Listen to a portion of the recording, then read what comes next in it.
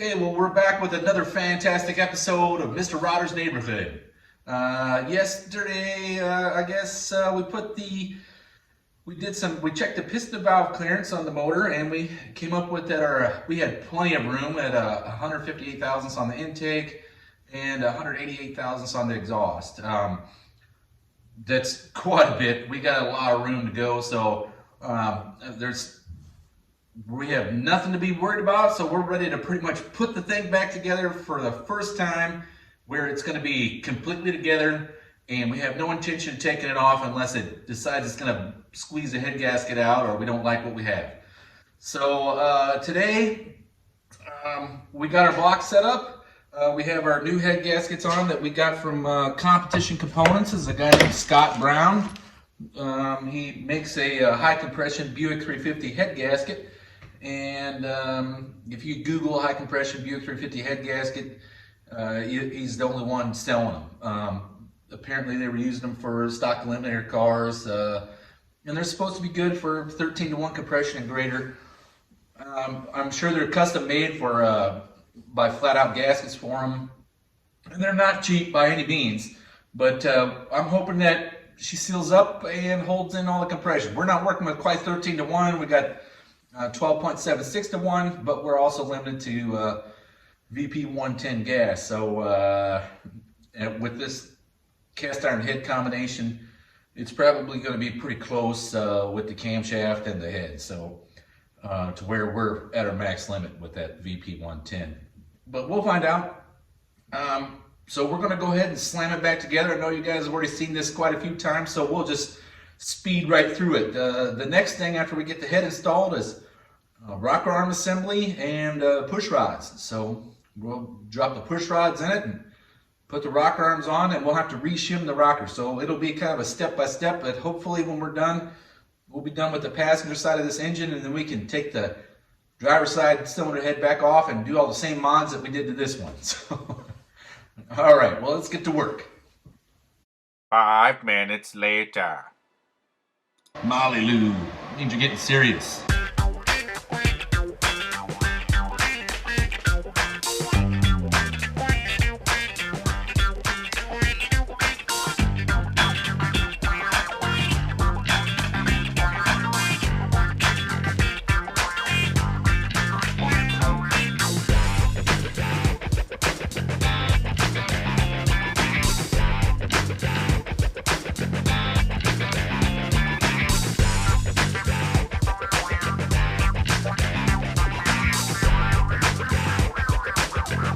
So now that I got all the studs hand tight, we're going to go through and torque them down to 25 foot-pounds first step, just using a small torque wrench, just to take them down to 25 foot-pounds, because we are going to do it in 3 steps, and we're going to end up at 75 foot-pounds.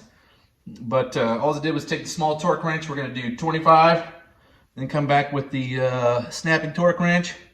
We'll do them at 60, and then we'll come back with our actual dial torque wrench and put them at 75.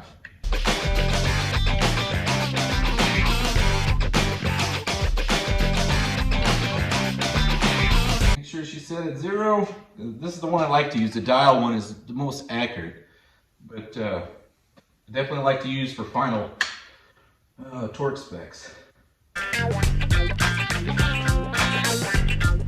All right, so she's done. That's on there permanently. Hopefully. Semi-permanent. If you remember when we did the video checking the piston and valve clearance, I might have actually edited it out because it didn't come out very good. But if you look right here at the top of the valves for number 2 cylinder, you can see that it's dark right here. I did put some dry erase marker on there thinking I was going to be able to figure out if the rocker arm was centered or not. And it's just so far off. All it did was move it, marked on that one spot. So I'm going to redo it, but we are going to set up the whole rocker arms now, like the entire rocker arm assembly. Just because after I ground the stands, I believe that the shimming is probably way off. So we're going to go back and revisit the shims on the rocker arms, but it shouldn't take too long. I just got to disassemble the rocker arm. Okay, so I've taken the time, I've disassembled the rockers. I got the push rods in, they're just kind of in there. Nothing's set up, nothing's lashed, nothing's really the way it's supposed to be. But I took the time to re-shim all the rockers, and I have all the measurements done. So now I'm going to pull the rockers back off. I'm going to reassemble them with the correct shims so that everything's centered, and then torque it back down. We'll check them out, see how they look. Okay, so I got the rockers on here. It's all shimmed up. Everything's kind of where it needs to sit.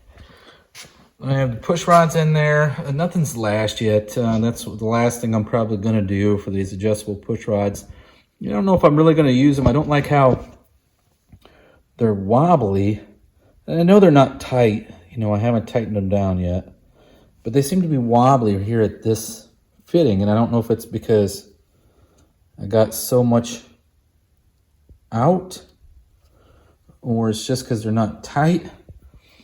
I'll take them apart and look and see how much thread is left, because I'm just not keen on it, and I certainly don't feel comfortable with spinning the crap out of the thing and then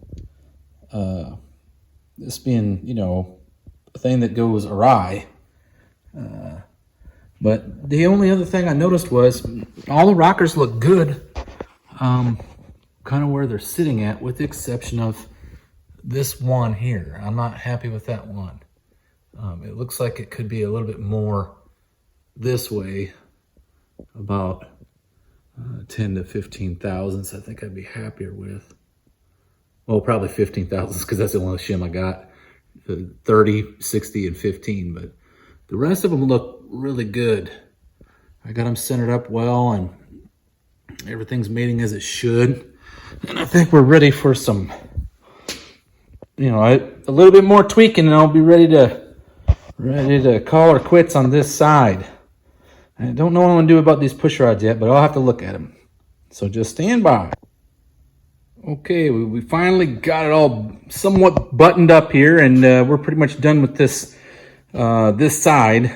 Still going to have to do the driver's side of the motor, but got the rocker arm shimmed up, got some lube added in there, got some valves lashed.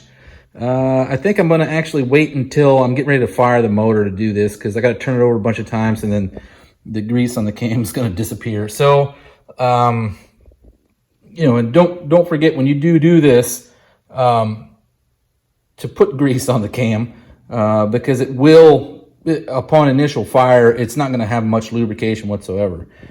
But we got everything set up, ready to go. I was going to use the big 3/8 push rods, but I think I'm actually happier with the 5/16. They're really not that much smaller, and I did check to see how everything was, how it fits in there, and it was just loose because there wasn't any tension against it. So, but yeah, the one rocker arm that was giving me fits. Let's see here. We got it shimmed up properly now, and it looks good. I virtually set it up to where the center of the actual head is. Try to put it center of the valve. Sorry, I'm trying to do two things at the same time here, and I'm not coordinated enough.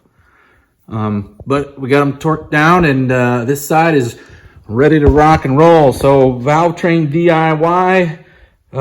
Looks like it's coming together and everything worked out. It just took some more re-shimming. Some of them ended up with quite a bit more than what I thought they were going to have. This one here was 105 thousandths on this side here. But, and that's the most I had to go. But other than that, though, I think everything turned out okay. So, next step is get the other side done, and we'll find out how it works when we get it fired up on the start stand. All right, well, stay tuned for the next one, folks.